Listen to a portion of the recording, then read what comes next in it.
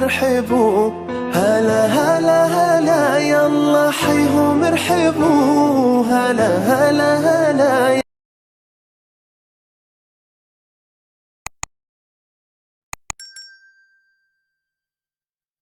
السلام عليكم ورحمة الله وبركاته.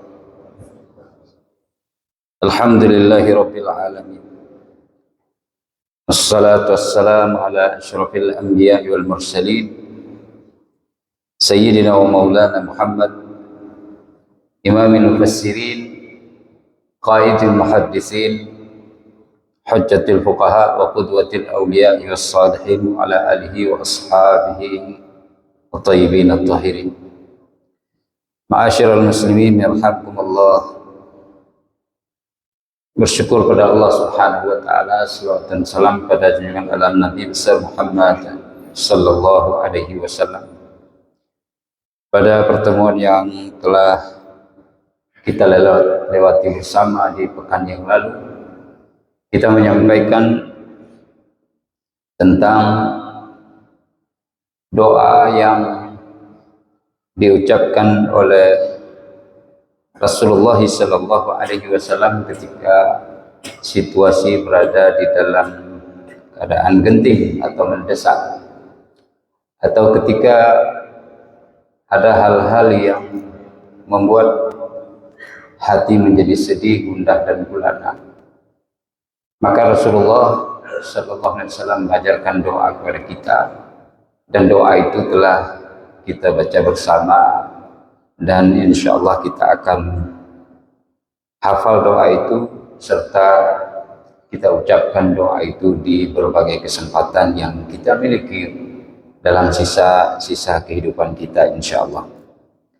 Pertanyaannya sekarang jamaah rahimakumullah, apakah kegundahan, kegelisahan dan himpitan persoalan itu dialami oleh seorang Rasul Allah Subhanahu wa taala? Untuk menjawab pertanyaan ini, kita akan kembali kepada ketauhidan, kepercayaan, keyakinan, di mana kita diajarkan dengan keyakinan-keyakinan seperti itu. Karena dia tunduk kepada sifat-sifat daripada manusia, dan Rasul Allah Subhanahu wa taala serta nabinya merupakan Rasul yang dipilih oleh Allah dari golongan manusia ini. Karena itu sifat-sifat kemanusiaan pasti ada pada dirinya. Di dalam surah Al-Furqan, Allah Subhanahu wa taala menyebutkan kata-kata orang-orang yang tidak mau beriman kepada Rasulullah SAW akan kenabian dan kerasulannya. Mereka menyebutkan, waqalu ma li hadzal rasul ya'kulu at-ta'ama wa yamshi fil aswaq laula unzila ilaihi malakun fayakuna ma'ahu nadhira. Orang-orang kafir ini mengatakan, mengapa seorang rasul itu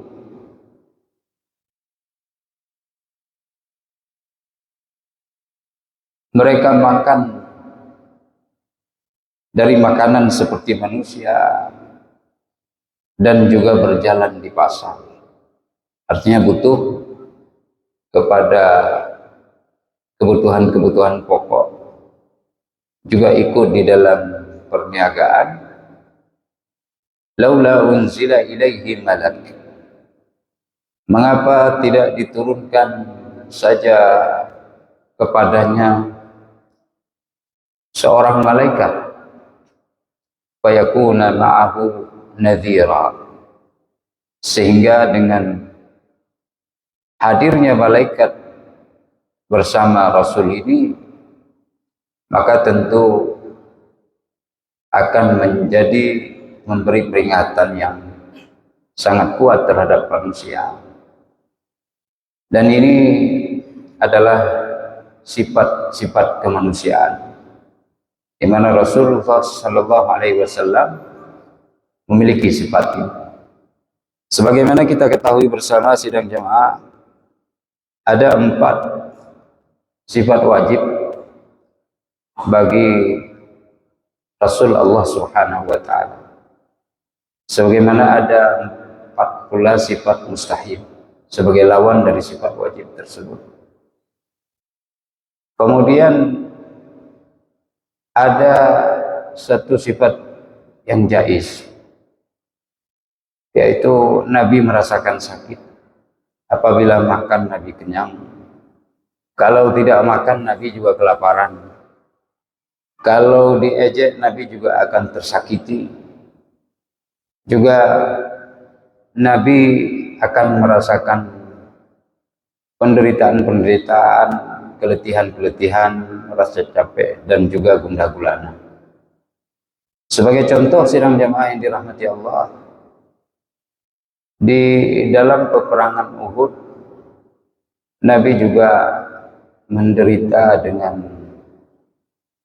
rasa sakit yang disebabkan oleh tanggalnya gigi geraham baginda sallallahu alaihi wasallam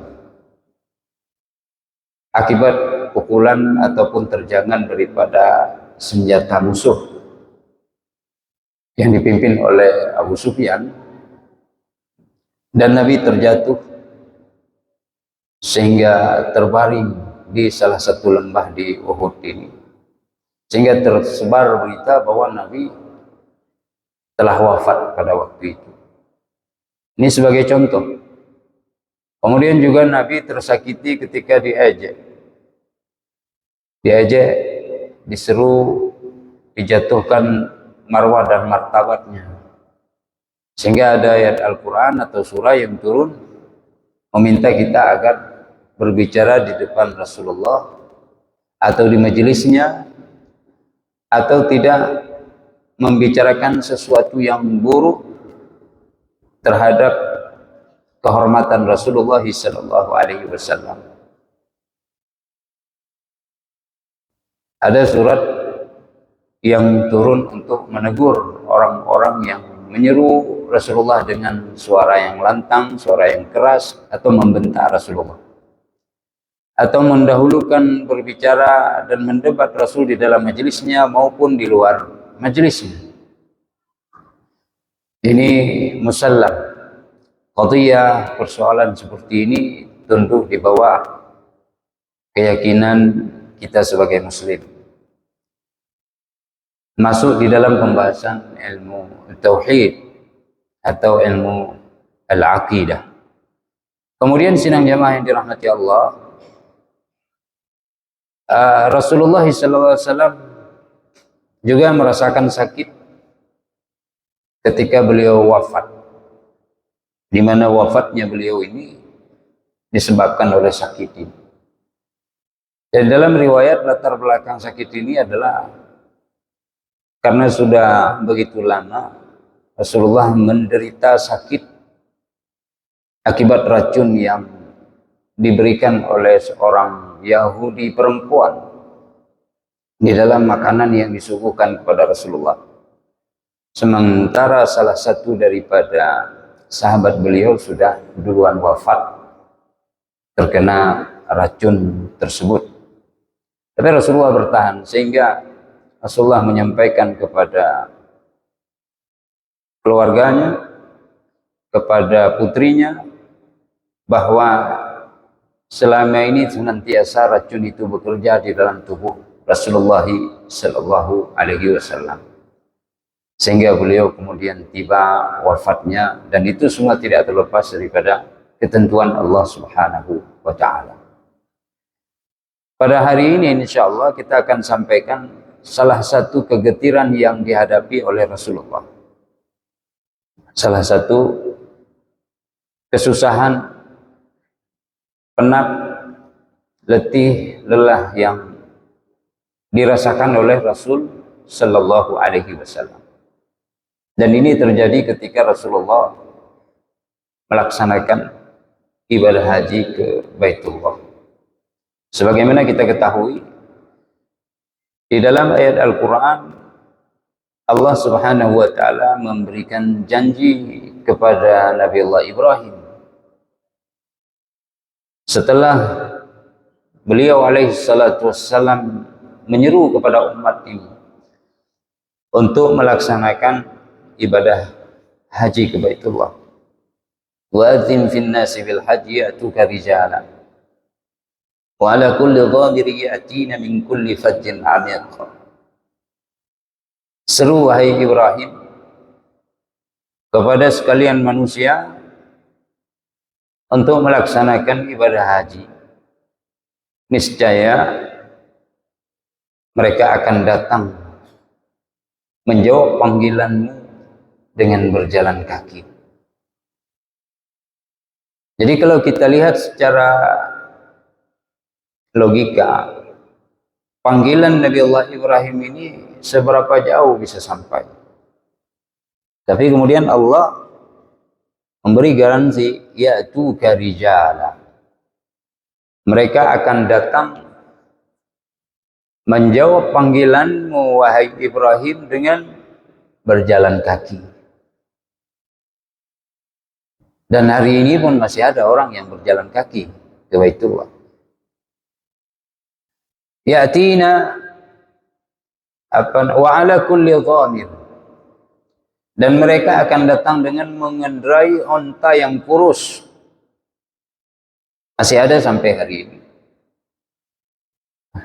Namun yang dimaksud di dalam ayat ini juga maknanya letih dan lelah di dalam perjalanan ini akan dirasakan oleh manusia. Mereka yang melakukan kunjungan ke Baitullah. Ya'tina min kulli fajjin 'amiq. Mereka akan datang dari pelosok dunia yang sangat jauh. Dari tempat-tempat yang jauh dari berbagai belahan dunia ini. Dan hari ini pun itu terjadi. Sampai dengan Allah menghendaki kapan manusia itu akan meramaikan Baitullah itu, dan sampai kapan Allah menghendaki bahwa Baitullah itu telah tiada nantinya. Sidang jamaah yang dirahmati Allah Subhanahu wa taala. Kewajiban haji, walillahi 'alan nasi hajjul baiti man istata'a ilaihi sabila. Allah berikan kepada umat ini pada tahun ke-6 Hijriah. Tapi Nabi tidak lakukan. Allahumma kecuali dalam pendapat orang-orang yang membangsakan diri kepada tasyayyu' atau Syiah. Mereka mengatakan Nabi melaksanakan ibadah haji tetapi secara sembunyi-sembunyi. Ya, mereka mengajukan beberapa alasan. Di antaranya adalah tidak adanya kesesuaian antara pengajaran atau metode atau langkah-langkah yang ditempuh di dalam syariat haji Nabi kita sallallahu alaihi wasallam dengan apa yang dipraktekkan oleh orang-orang jahiliyah. Maka Nabi terpaksa harus secara sembunyi-sembunyi melaksanakan ibadah haji. Yang kedua, kata mereka bahwa Nabi Shallallahu Alaihi Wasallam melaksanakan itu supaya menghindar dari celah yang akan diterima oleh Nabi. Karena dalam ayat disebut innaman nasi'u ziyadatun fil kufr. Mereka ganta-ganti itu. Yang seharusnya ibadat haji itu dilaksanakan di bulan haji, tapi mereka undur-undur. Nah, Nabi melaksanakannya pada bulan-bulan yang pas, yang sesuai dengan syariat. Sementara kalau Nabi melaksanakan yang sesuai dengan syariat, dan itu faktanya menurut mereka Nabi melaksanakan secara sembunyi-sembunyi, itu akan bentrok. Itu siapa itu orang yang melaksanakan ibadah haji? Bukan pada musim haji. Gitu. Nah, oleh karena itu Nabi melaksanakan itu secara sembunyi-sembunyi. Jadi ada dilaksanakan beberapa kali oleh Nabi haji sebelum Hajjatul Wada. Tapi ini pendapat orang-orang Syiah. Yang jumhur para ulama dari Ahlus Sunnah wal Jamaah sepakat bahwa Nabi melaksanakannya hanya satu kali, sekaligus itu sebagai haji perpisahan. Jadi tahun ke-6 kewajiban haji, tahun ke-10 baru Nabi melaksanakan. Ada rentetan ibadah umrah yang dilakukan oleh Rasulullah, baik 3 kali atau 4 kali.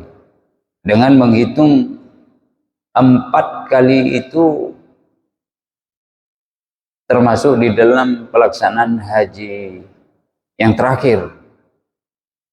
3 sebelumnya itu ada umrah yang dilakukan oleh Rasulullah sallallahu alaihi wasallam. Jemaah yang dirahmati Allah Subhanahu wa taala, para pendengar di rumah, tahun ke-8 Hijriah itu adalah tahun penaklukan kota Makkah. Idza jaa nasrullahi wal fath wa ra'aitan nasa yadkhuluna fi dinillahi afwaja fasabbih bihamdi rabbika wastaghfiruh innahu kana tawwaba. Janji dari Allah Subhanahu wa taala, laqad sadaqallahu Rasulahur ru'ya bil haqqi latadkhulunnal masjidal haram insyaallahu aminin muhalliqina ru'usakum wa muqassirina la takhafu. Allah sungguh merealisir janjinya kepada Rasulnya, di mana janji itu dilihat di dalam mimpi bahwa Nabi akan bisa mengunjungi Makkah atau Al-Masjid Al-Haram, masuk dengan aman sentosa, dan mereka bisa melaksanakan ibadah tanpa ada dibayang-bayangi oleh rasa takut. Mereka masuk melaksanakan ibadah, bisa menggunduli rambutnya, ya, artinya bertahallul. Kemudian juga ada sebagian dari mereka muqassirin, itu dengan menggunting sebahagian daripada rambut atau kepala mereka.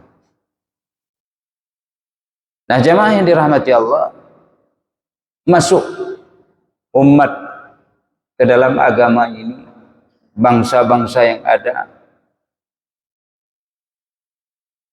ra'aitan nasa yadkhuluna fi dinillahi afwaja, bergelombang, ya, manusia yang ramai sekali, gegap gempita suaranya, syahadat menggema, asyhadu an la ilaha illallah wa asyhadu anna muhammadan rasulullah.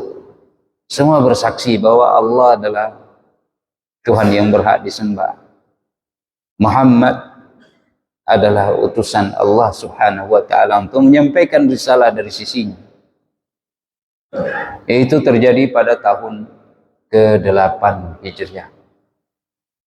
Dengan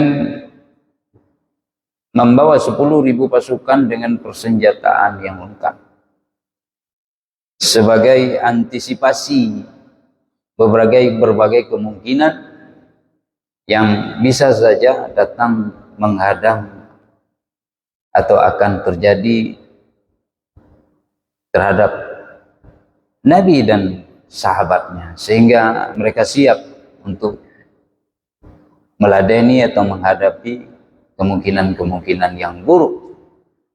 Dan ini bagian dari strategi wa'iddu lahum mastata'tum min quwwah, ya, meminta mempersiapkan diri dan menempa diri dengan kekuatan untuk menghadapi serangan musuh, baik yang kita kenal musuh itu maupun yang tidak kita kenal, yang tiba-tiba muncul, menyergap, menghantam, dan hendak membinasakan umat ini.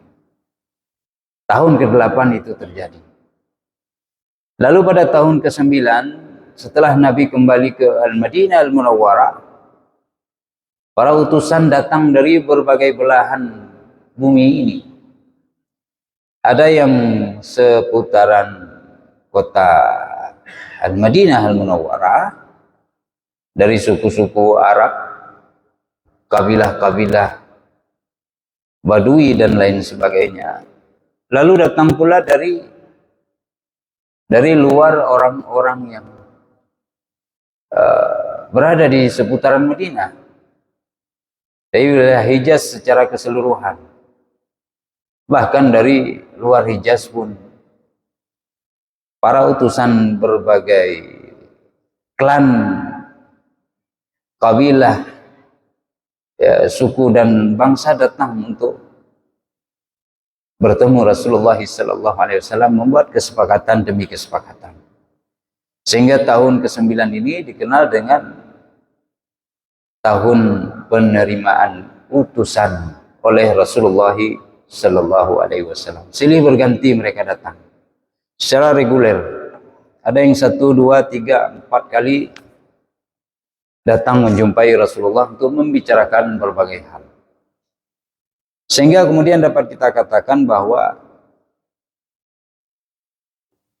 dunia telah merasakan eksistensi daripada kenabian. Dunia telah merasakan eksistensi daripada kota Al-Madinah Al-Munawwarah.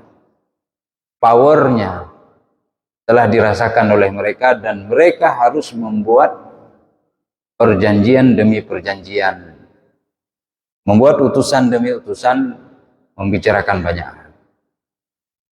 Tahun ke-9 berlalu. Madinah gegap gempita dengan kedatangan para tamu. Pada tahun ke-10, Rasulullah SAW memberikan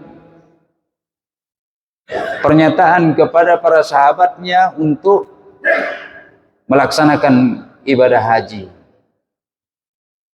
Sehingga ini disampaikan menurut pemakaian di dalam hadis, yakni ta'azzana Rasulullah, ya, iradatahu li ziyarati al-Ka'bah al-Musharrafah aw lil hajj. Nabi menyampaikan pesannya secara nyata, ya, kepada khalayak sekalian, keinginan beliau untuk melaksanakan ibadah haji. Sehingga kemudian manusia pun datang berkeinginan bersama Rasulullah SAW di dalam pelaksanaan ibadah ini. Hingga tiba pada hari ke-25, atau dalam riwayat hari ke-26, di mana sebelumnya banyak tenda didirikan di kota Al-Madinah Al-Munawwarah. Jadi Batha Madinah itu dipenuhi dengan puluhan ribu tenda. Karena mereka datang ingin mendampingi Rasulullah dalam pelaksanaan ibadah haji. Dan kesemua istri Rasulullah pun dibawa serta. Semua istri Rasulullah dibawa serta bersama Nabi di dalam perjalanan ini. Ada yang tendanya dipersiapkan oleh orang-orang Madinah. Ada yang tendanya mereka bawa sendiri.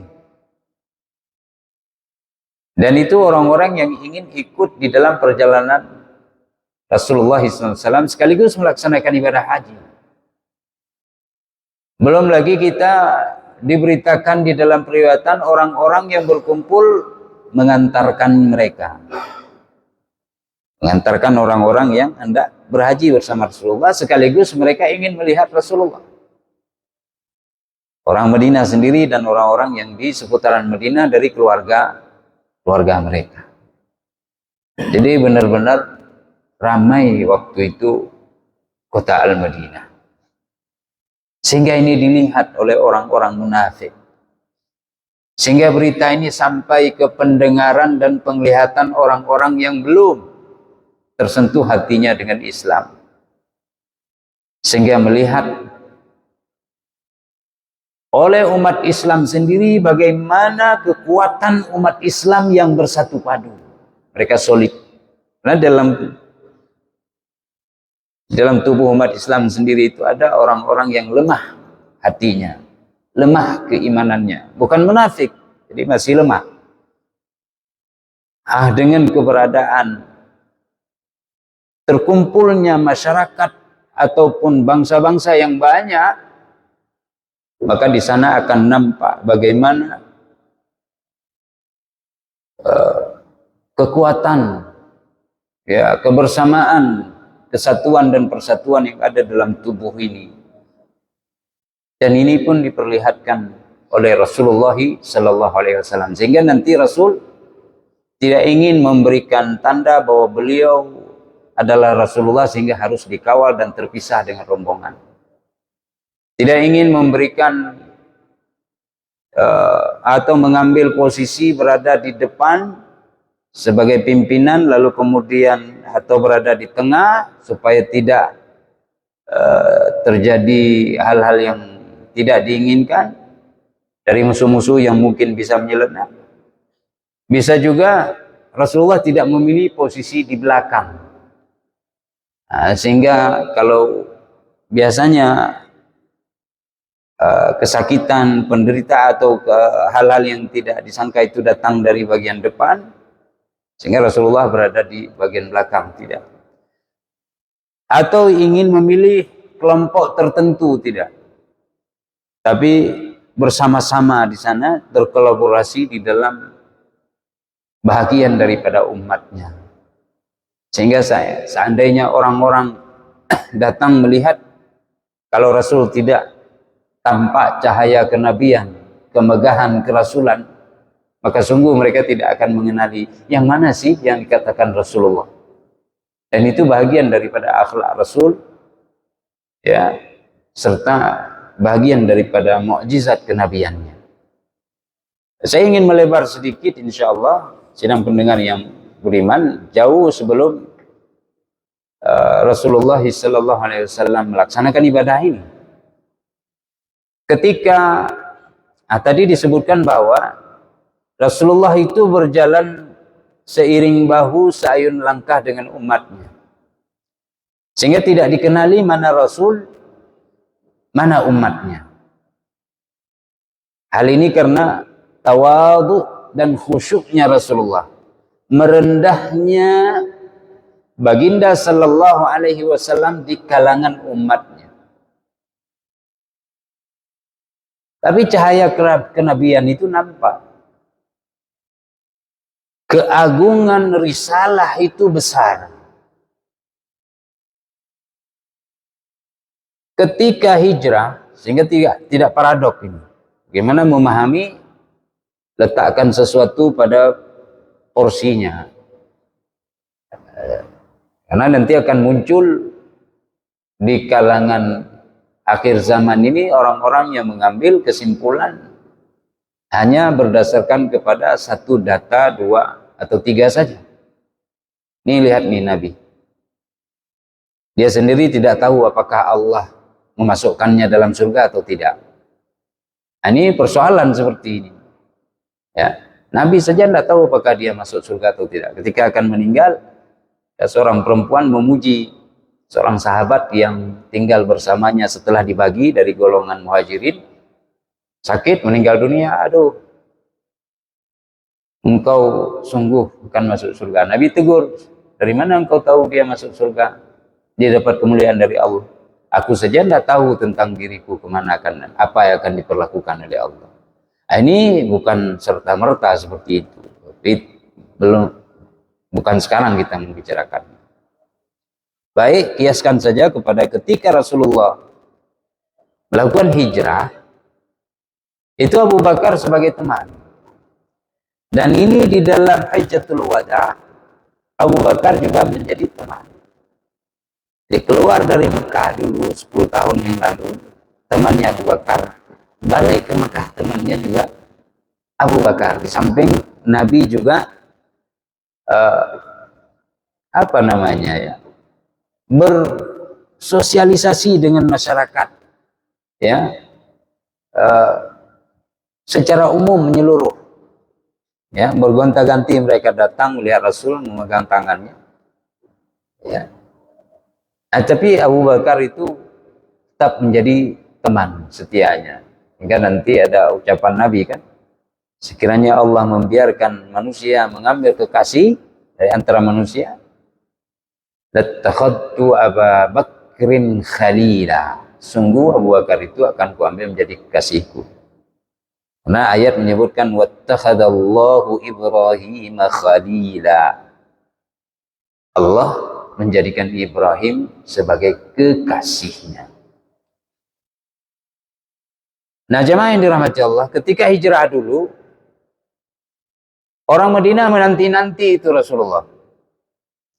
Ketika datang, lihat itu dalam teks ya tentang perjalanan hijrah, orang Madinah menyangka Rasul itu adalah Abu Bakar.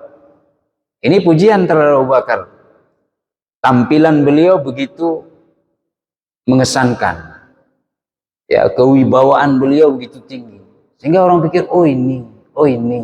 Kecuali mereka yang sudah pernah melakukan bai'ah Aqabah, bertemu dengan Rasulullah, baik bai'ah Aqabah yang pertama maupun yang kedua, atau sebelumnya pernah bertemu dengan Rasulullah dalam berbagai aktivitas lain.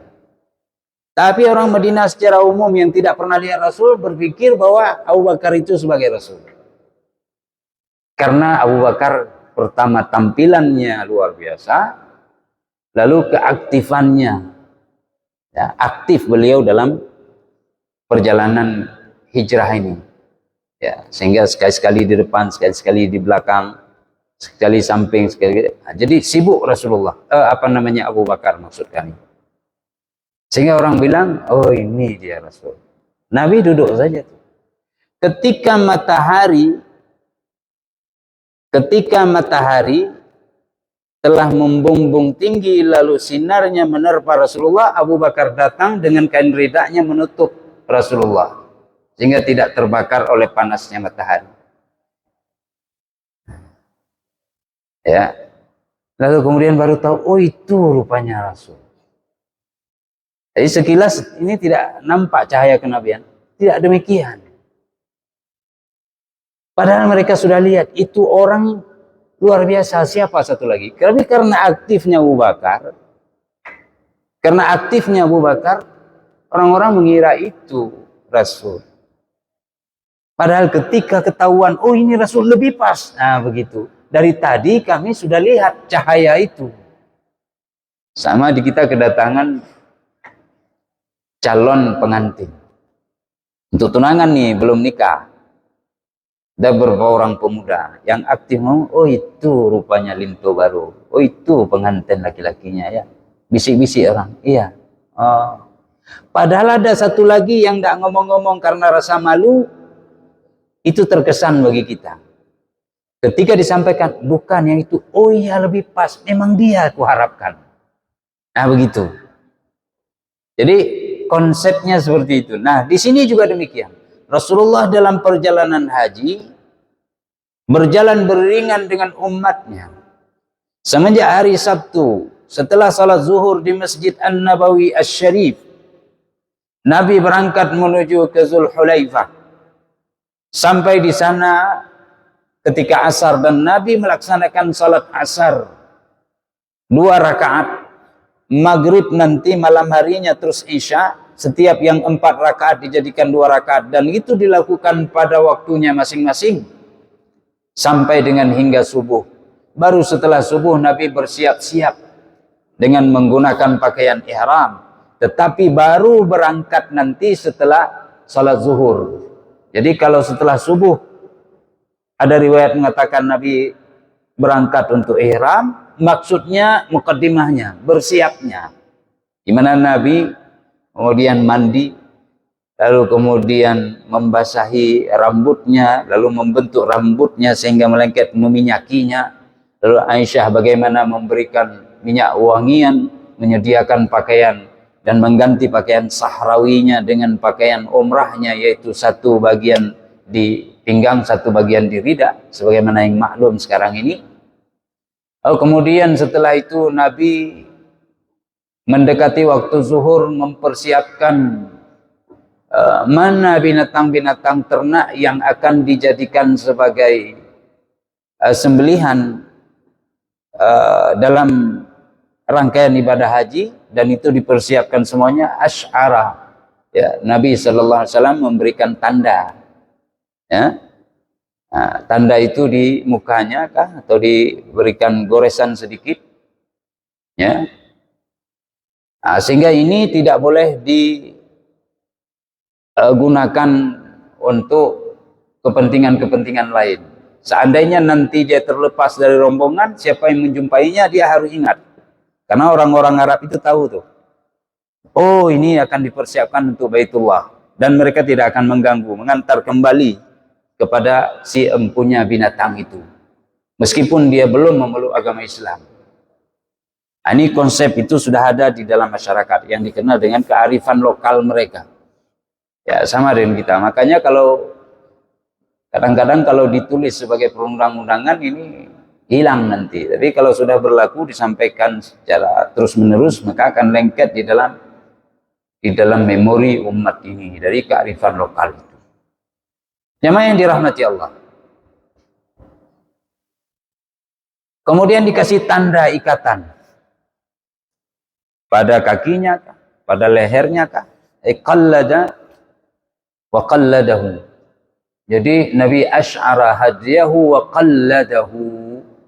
Itu dikasih ikatan pada kakinya. Jadi ada dua tanda. Seandainya satu tanda hilang, ada satu tanda satu lagi. Siap-siap Nabi. Sehingga nanti Nabi disebutkan sebagai sosok yang melaksanakan ibadah haji qiran. Tapi itu pun setelah turunnya wahyu. Di mana pagi hari Nabi bangkit lalu menyatakan kepada khalayak sekitar. Subuh hari setelah salat subuh bangun Rasulullah sampaikan, Ra'aitul lailata atin min Rabbi. Itu dalam satu riwayat yang sahih. Kemudian juga di dalam riwayat yang lain disebutkan secara jelas Jibril.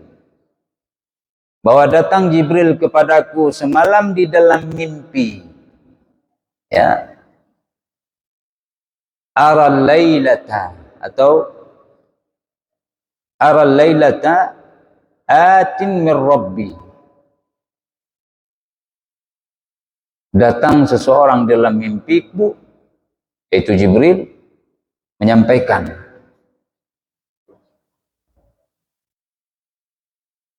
Qul ya Muhammad li ashabika aumur li ashabika an sallu fi hadzal wadil mubarak. Disuruh agar mereka itu atau Nabi sendiri melaksanakan salat 2 rakaat di lembah ini. Lembah itu maksudnya Dzulhulaifah, lembah Aqiq itu. Lembah ini menjadi lembah yang berkah. Ya, lembah Aqiq namanya. Jadi ada tempat yang diberkahi, Masjidil Haram dan sekitarnya, tanah haram, Musdalifah, Muna, Arafah, ya. Ini berkah semua nih.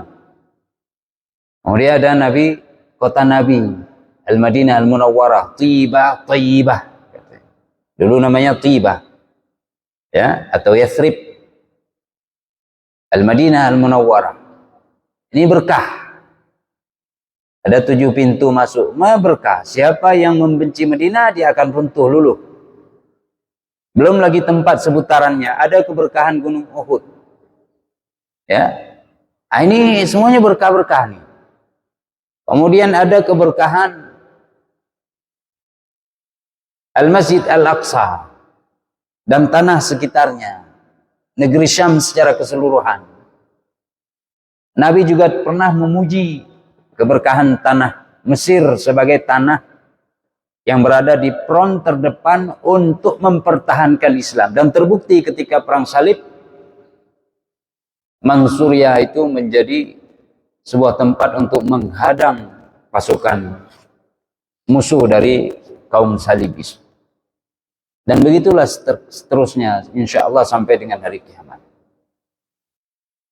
Meskipun silih berganti, kadang-kadang terjadi munculnya kemunafikan di mana-mana. Ya, tenggelam muncul, surut pasang, itu biasa sebagai ujian. Wa nabluukum bil khairi wasyarri fitnah. Kami akan uji kalian itu dari sisi kebajikan maupun keburukan. Jemaah yang dirahmati Allah Subhanahu wa taala. Jadi Rasulullah SAW berangkat dalam posisi sebagai orang yang sangat sederhana, sangat sederhana. Bahkan disebutkan oleh Anas, riha Rasulullah itu rassin. Riha itu tempat duduk yang diletakkan di atas punggung onta yang terbuat dari kayu sebagai tempat bersandar Nabi duduk. Itu sangat-sangat sederhana. Sangat sederhana. Lalu diletakkan lagi di atas riha itu beledru wa ala qatifatin, ya, la yusawi qimatuhu 4 dinar. Dirham. Ada beledru diletakkan di atas riha kayu yang dibuat untuk sebagai tumpuan di atas onta. Beledru itu beledru zaman dahulu, punya yang sudah lusuh sekali, yang nilainya kata Anas sekitar 4 dirham ataupun tidak sampai 4 dirham. Jadi sangat-sangat sederhana Rasulullah SAW melaksanakan ibadah haji. Lalu kemudian ya, Nabi berihram dengan ifrat, namun kemudian dengan hadis tadi yang datang dalam mimpi menyatakan bahwa agar melaksanakan ihramnya itu dengan metode haji qiran menurut para ulama. Wa qul umratan fi hajjatin. Ya, ucapkan niatnya itu atau ihramnya itu umrah masukkan ke dalam haji, itu qiran. Sehingga Nabi nanti mengatakan siapa yang bersamanya ada binatang sembelihan, maka hendaklah dia mengambil qiran. Tapi kalau dia tidak memiliki itu, maka hendaklah dia mengambil pola tamattu. Duluan umrah, baru kemudian melaksanakan haji pada waktunya. Jemaah yang dirahmati Allah Subhanahu wa taala. Ini banyak nilai di sini. Pertama adalah orang-orang jahiliyah dulu, dia tidak menerima pelaksanakan umrah pada musim haji. Dia umrah tersendiri pada bulan-bulan lain. Kalau bulan Syawal, Zulqa'dah, Zulhijjah tidak boleh umrah. Tapi Islam membolehkan. Ini konsep ini dirubah, dieliminir oleh Islam sehingga diletakkan bahwa umrah itu juga berlaku pada musim haji. Apalagi di luar musim haji juga sepanjang waktu. Sementara haji adalah pada 3 bulan ini. Al-Hajju asyhurum ma'lumat. Nah, jadi setelah kita bercerita ini semua tadi, kita jangan lupa awal yang kita maksudkan tadi apa? Apa yang dirasakan oleh Nabi dari penderitaan-penderitaan. Nabi tidur, letih, lelah. Dalam pelaksanaan ibadah haji ini, beberapa kali Nabi istirahat. Kemudian yang lebih membuat hati kita terenyuh, Nabi juga merasakan sakit di dalam kepalanya yang amat sangat. Sebelah sakit. Mungkin sekarang namanya migrain itu. Ketika sakit yang sangat kuat. Ini akibat angin nih. Angin malam ya. Karena jalan kena. Capek letihnya perjalanan waktu itu. Sebagaimana ayat tadi. Ya. Tuka rijala wa ala kulli dhamiri ya'tina min kulli fajjin amir. kesusahan perjalanan haji ini yang disebut di man istata'a ilaihi sabila dalam hadis, atau man istata'a ilaihi sabila ayat ya 96 97 Ali Imran. Berat perjalanan ini. Rasa sakit yang mendera Nabi, sakit sehingga fahtajama ya fi wasati ra'sihi, dibekam Rasulullah di bagian tengah kepalanya karena sakit yang sangat hebat. Jadi ada orang bilang sekarang ini, kalau mau berangkat ke haji atau umrah, di sana pasti kita akan sakit, batuk, demam, itu hal biasa. Ya tidak mesti seperti itu. Tetapi apabila sakit itu hal yang biasa. Karena kita manusia, letih, lelah, pergantian cuaca, ya, suasana istirahat yang berkurang, aktivitas yang demikian banyak, baik secara fisik maupun mental. Orang-orang yang kita tinggalkan di kampung halaman membuat rindu itu semakin membahana, menusuk jantung dan perasaan. Ini semua akan memberi pengaruh. Dan itu sudah dirasakan oleh Rasulullah sallallahu alaihi wasallam. Jamaah yang dirahmati Allah. Jadi kekalutan, rasa sakit, ya, sifat-sifat kemanusiaan ada pada Nabi. Sehingga gundah dan gulana itu, sebagaimana awal yang kita maksudkan tadi, terjadi pada Rasulullah. Tetapi Rasulullah ingin benar-benar pelaksanaan itu karena Allah. Sehingga diniatkan oleh Rasulullah, ya, dengan peniatan labbaik Allahumma al-hajja wal umrah, ya, duna riya. Jadi di dalam riwayat disebutkan bahwa Rasulullah menyampaikan ucapan, saya melakukan ini ya bukan karena riya wahai Tuhanku, tapi juga bukan karena sum'ah.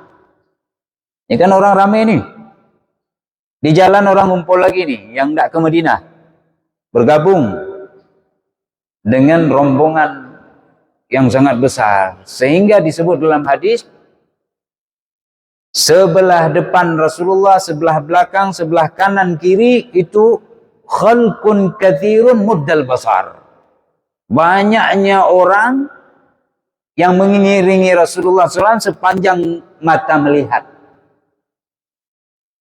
ya. Dan sampai di sana nanti malaikat Jibril juga perintahkan, mur ashabaka bitalbiyah wa an yajharu aswatahum, perintahkan sahabatmu untuk mengucapkan talbiyah dan besarkan suara, sehingga kemudian mereka mengucapkan labbaik Allahumma labbaik labbaik la syarika laka labbaik innal hamda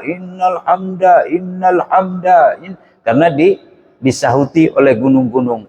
Semuanya adalah keberkahan.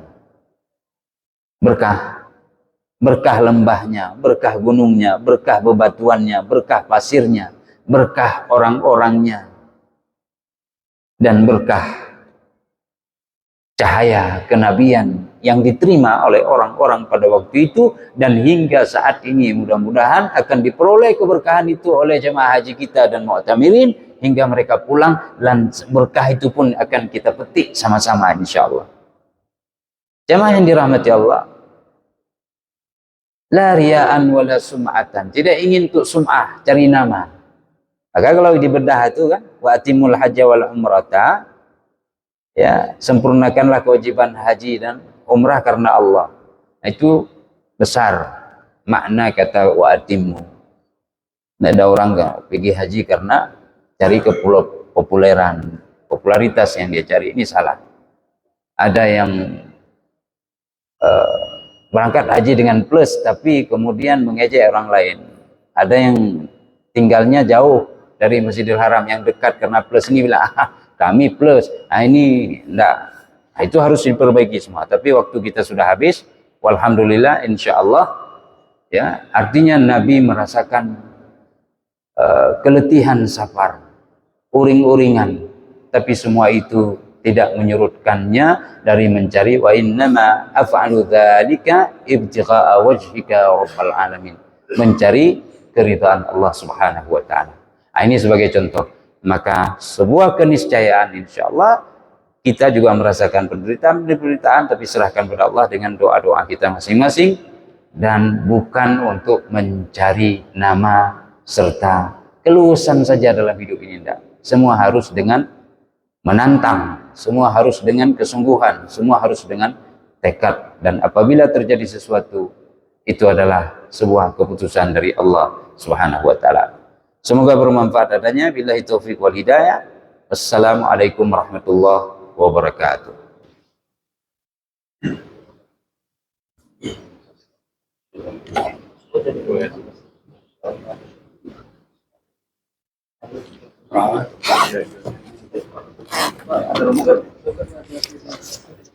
Ada